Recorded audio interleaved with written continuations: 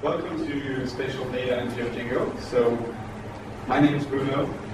I work for a company called OpenLayers. We do mobile stuff. It's based in Switzerland. So that's all you need to know about me.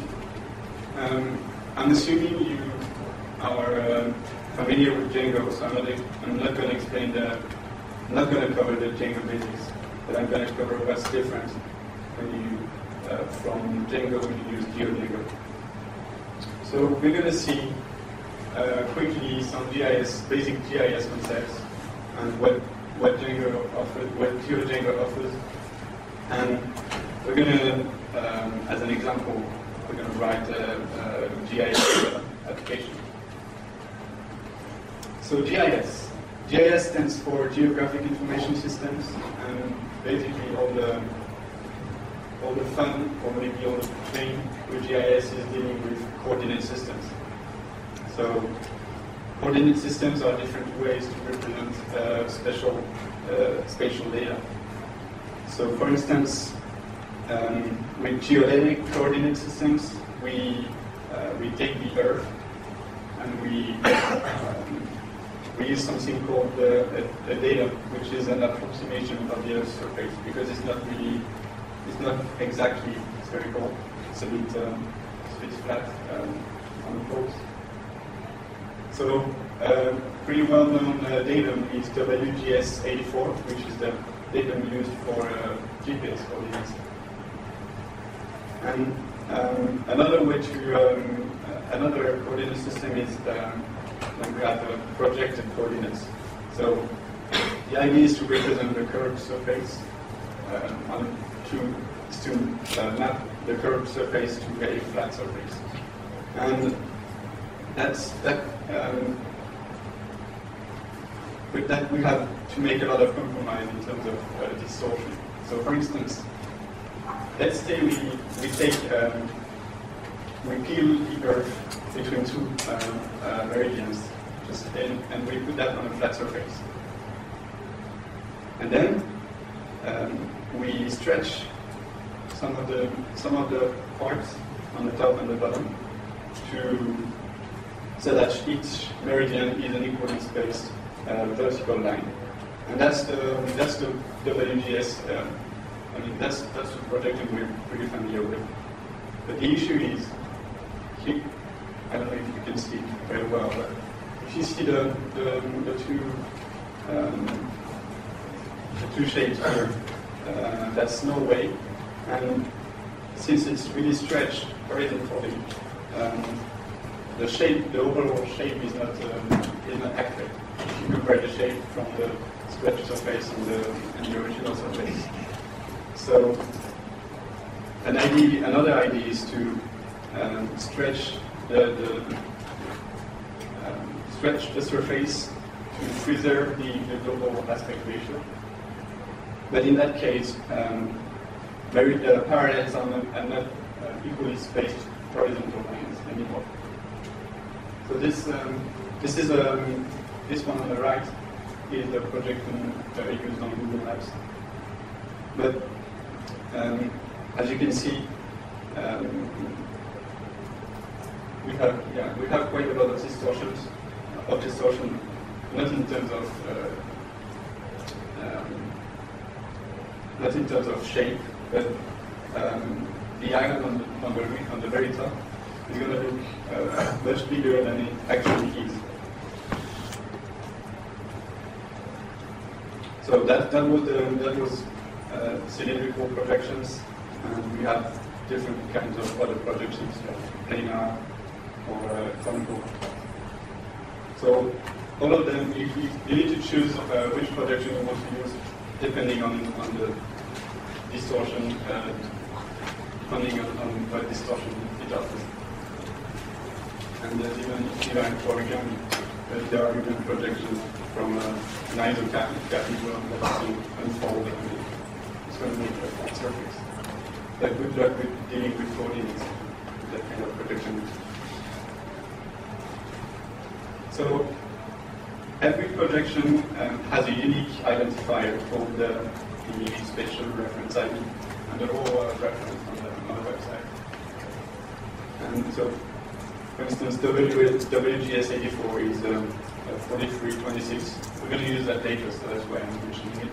And the spherical maker projection, which is the second projection I show you, the one on the right here. It's called 900913, which is Google. It's built in Unicode. That's the projection used on Google Maps. And there are lots and lots of projections. When you have a spatial database, each reference is about 3,000 different projections. So we have a set of standards maintained by the Open Geospatial Consortium to standardize the way we deal with spatial data. So we have a standard for accessing data and storing it in SQL, and we have standards for serial identity. So we have different formats like WKT, GeoDjango. We'll see that later as well.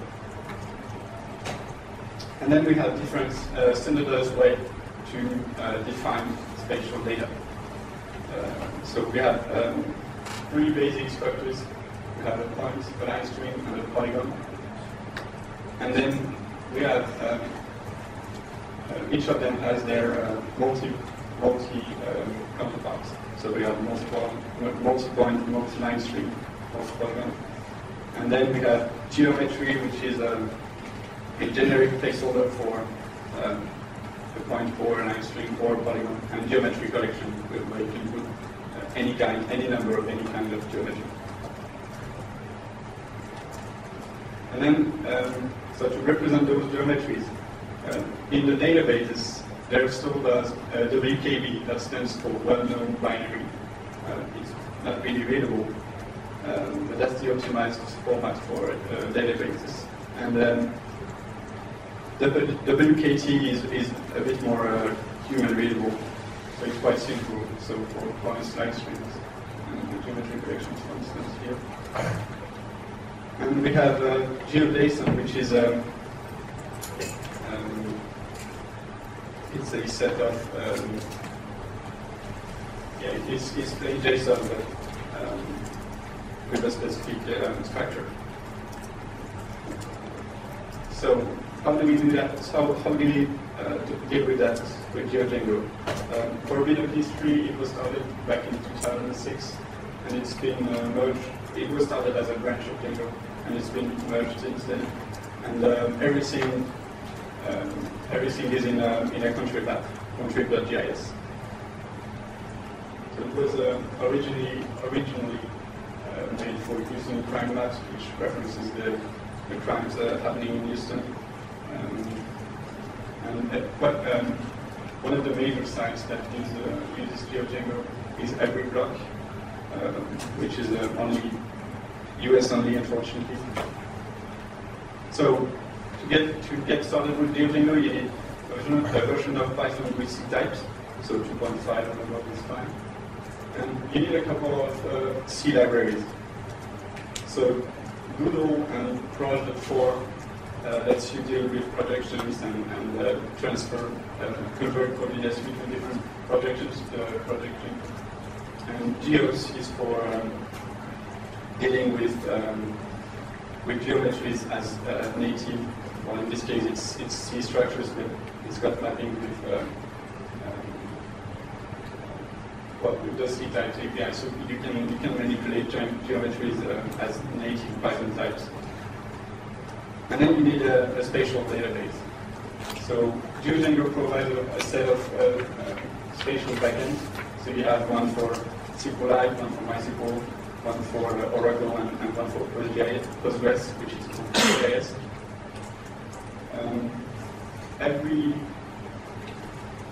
The most complete backend is PostGIS, and the others are really subsets of what PostGIS offers. So if you have the choice, use PostGIS. Otherwise, check with the documentation. You have feature queries like, can you do this with Oracle or MySQL? And you see the features that are implemented. And so We also have with GeoDjango, we have a geographic admin that lets you manipulate geometries in the admin. Like I said, we have mappings for the geos and global libraries. And we have a very useful utility called data source and layer mapping that lets you play import geographic data into your database. And we have utilities for serialization, SKML, GeoJSON. So let's see practically how we can use all that. So we're going to write a game. I don't know if you're familiar with typeware. That's a game when you see you have a typeface on the screen and you need to determine which typeface it is. Then you get points and levels. The more points you have, the harder the questions are going to get. Yeah, in this case it's easy. It's how it can. So we're going to do the same. And instead of typeface, we're going to display the shape of a country, and without anything else. And you're going to need to determine which is the country. So who thinks this is Estonia? And who thinks this is Croatia? Okay, this is actually Estonia. So what we need to do, we need to import the country's data into a database and display a random country, and then display it again to show to the user in context where it actually was. Display, yeah, with a map in the background. So when you start playing Django project, you need to add contrib.js to your import apps, and you set the spatial backend, and that's the only thing you need to do for the settings at least. Then you need to create a spatial database. So with OpenLayers, you need a special template, and you create a database from that template. So it's all documented on the Django documentation. So we're going to create a countries app, and then we need the countries data. So in this case, it's available on this website, and you can download what's called a shapefile. So that's the standard, de facto standard way to share geographic data. And we have a very useful utility with GeoDjango that's called OGR inspect. So it's like inspect DB but for shapefiles. So you point that to the shapefile, and it's going to generate the model. It's going to parse it, see what fields are in it, and it's going to generate the model definition for you. So in this case, you specify that we're using the WGS84 projection, and we're using also, we're dealing with countries, so it's not going to be a single polygon. And so we need to specify if it's a single geometry or multiple geometry in this case. And that's what we get. So we have a bunch of fields like the country's names, region codes, population, and things like that. But what's really different is that you import your models API from Django.contrib.js.bb instead of Django.db. And then, so that's with that you have all the standard Django fields, and then you have all the geometry fields for storing geometries. In this case, we have a multi-polygon field to store the geometry of the country. And next, we need to use a specific manager. This is the geo manager is going to be useful if you want to do spatial queries. Because the default manager is the Django manager, and it doesn't implement the spatial lookups. So you need to have that. So that ODR inspects also creates a mapping, which is a mapping from your model field to the shapefile field. And then we only need to call the layer mapping utility, which I mentioned earlier. And we point that to the shapefile, and we save it, and it's going to import everything to the database. Now, if you want to if we register our country's models to the admin, we have, by default, we have a text area with, so that's the plain Django admin, with the WKT representation of the polygon. So that's not really useful, because it's hard to edit the geometry using this kind of widget. So we can use geomodel.admin. So again, you import admin from country.gis instead of just importing it digitally. And you can register your model with geomodel.admin or OSM. So geomodel.admin uses basic maps from I don't remember which provider. But you can use OpenStreetMaps and edit your geometry with an OpenStreetMaps background. And then there are a couple of external libraries that lets you do the same. So there's one called Django Floppy Form, which I wrote, and another one called OLWidget, which is not only Django. It's not only for Django, but Django manuals. So in this case, we're going to use floppy forms because it's going to be useful as well for later. So we just install it, add it to the install apps, and then it implements the whole Django forms interface. So instead of doing from Django import forms, you can import it as forms. You can import for floppy forms as forms. And for GeoDjango, it provides a couple of widgets. So we have base widgets that implements the map backends, like OpenStreetMaps, Google Maps, or whatever you want. And geometry-specific widgets that implements the logic for editing, if you want to edit a point or a multi-point, or depending on the geometry, we need different controls on the JavaScript widget. So we need to choose a map backend, choose the geometry, and inherit from both. So that's what we do here. We created a widget for a multi-polygon using the base OpenStreetMap widget.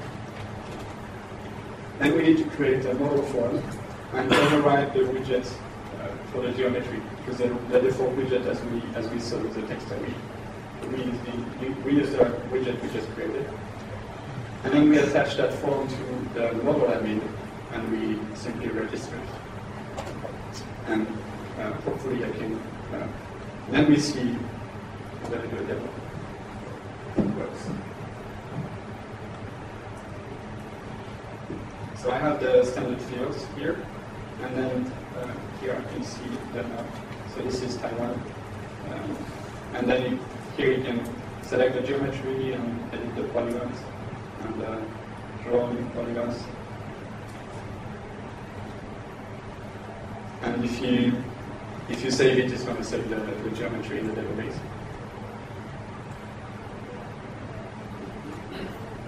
So now that we have all that data, what can we do with it?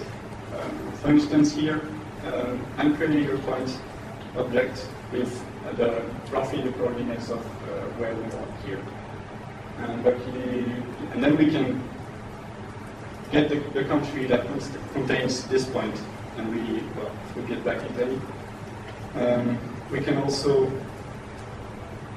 calculate, do a distance calculation on all the countries and order by distance, and we get the 5 closest countries from Italy. So Italy is close to Italy, and we get France, Croatia, Vatican, San Marino, not where it is. So that's pretty fast. But if you do other sorts of calculations, like here, I get the Italy object, and then I do, instead of doing distance calculation from the point, I do it from the polygon that represents Italy. And that's really expensive. And when I mean expensive, it takes hours. So you need to be careful with the kind of queries you want to do. I mean, some of them can be really, really expensive. But in general, it's pretty fast. So that's only the tip of the iceberg. You have lots and lots of spatial lookups that you can do. It's all documented. But let's go back to what we need to do. We need to display the shape of the country, and for that we need to choose a mapping framework. So basically, there are different mapping frameworks. OpenLayers is like the big player. It's really solid, really easy to extend and override. There's the Google Maps API. There's a newcomer called Deflect, which is almost friendly, and it looks really nice. Also Polymaths, which makes heavy use of SDK. Typefy, which is mobile only, using Canvas and HTML5 stuff. And we can also use plain SVG to represent your images. So I thought I could cover more than one framework in this talk, but I'm just going to focus on OpenLayers. And the others are pretty well defined. They're all pretty well documented, so I'm going to show just, I'm only going to show OpenLayers examples. So we need to get a random country, and then in our template, we're going to load, so we need to load the OpenLayers library, and we create a placeholder for the map. And then we put the GeoJSON serialization of the geometry inside of a text area. So we need to understate it, because otherwise we get the coded strings. And then, using the OpenLayers API, we create a map object. So in this case, we're using the Google projection, because that's the one that preserves the overall shape of the country. So if we use WGS84, we're going to see countries that are stretched horizontally. So this one preserves the aspect ratio. And the units in these projections are in meters. So it goes from minus 20,000 kilometers to plus 20,000 kilometers. And next we create a GeoJSON parser, and we parse what we have in that text area, and we get OpenLayers feature. We get an OpenLayers feature object. But when we had that in the VB, it was stored as WGS84. So the coordinate systems from these features are not the same. Is not the same as the coordinate systems used on the map. So we need to transform the features. So first of all, we add a vector layer to our map. A map is composed of several layers. So when you create it, it has none. And we add a vector layer, and when we set it as the base layer, it's going to have only a single layer in it. And then we get two projection objects. So one for the WGS84 projection, and the other one that's going to be a Google projection, which we can get directly from the map. And then we loop over the features, and we transform them from the source projection to the destination projection. And then we can just add the features to the vector layer and focus the map on the extent of the feature. And that's what we get.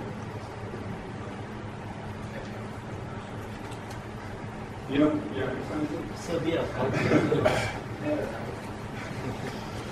that's correct.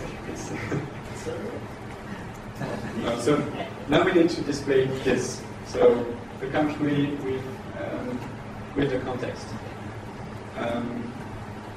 So when I mentioned floppy forms earlier, we have that in the admin, and basically we need more or less the same thing.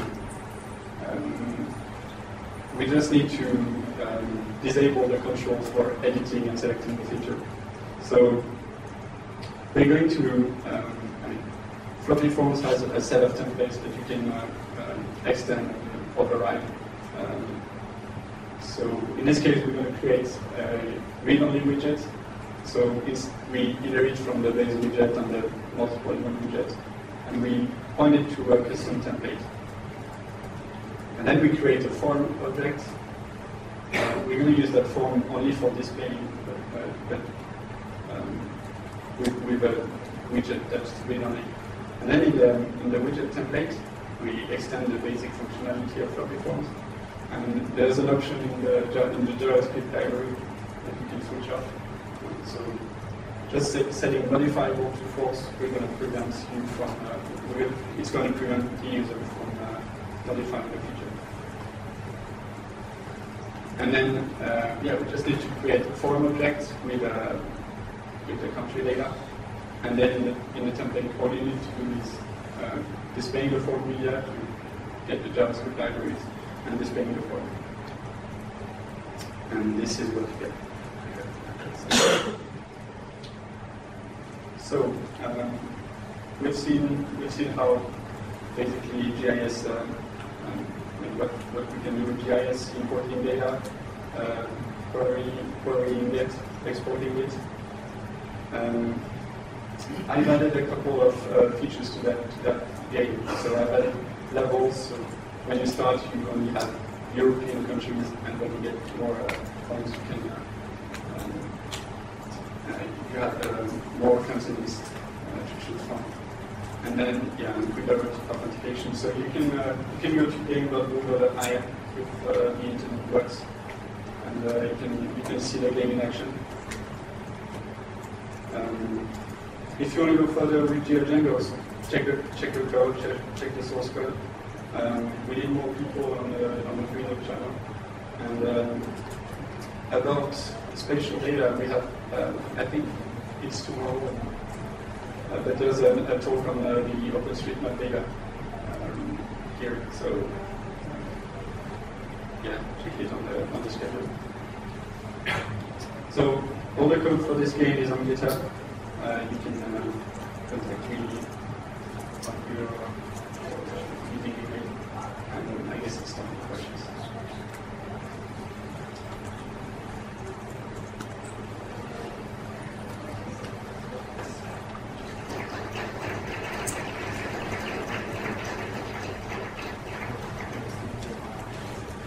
I was just curious if you could recommend any references for the definitions of all the different geospatial standards, because I've noticed that some of them vary in the lon-lat or lat-lon coordinate ordering. I'm sure you've experienced this, yeah.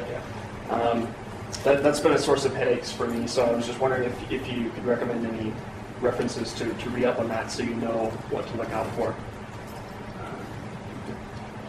Who was bringing it back?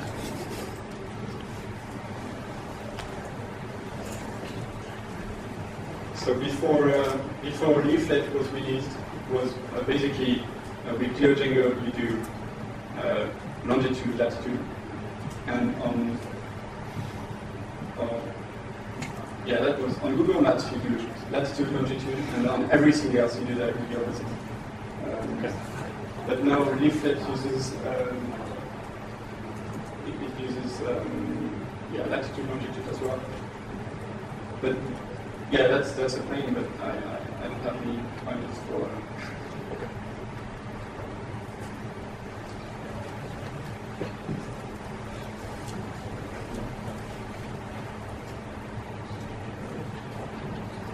You imported admin from GeoGIS and not from the standard Django on-trip admin. When you register a model on the GeoDjango admin, it gets registered on the whole admin site and shown on the main index page of the admin section? Yes. Or is it something apart? No, it's the same admin. So it's an alias of the standard admin with a new admin class called GeoModel admin, but it's going to register on the same site.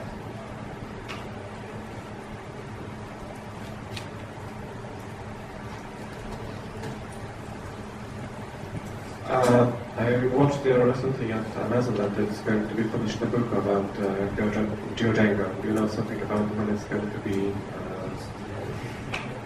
because it's delayed for a very long time. Do you know something about it? Sorry? About GeoDjango book, because it's delayed for about a year or so. I've never heard of GeoDjango, so Okay. have a look.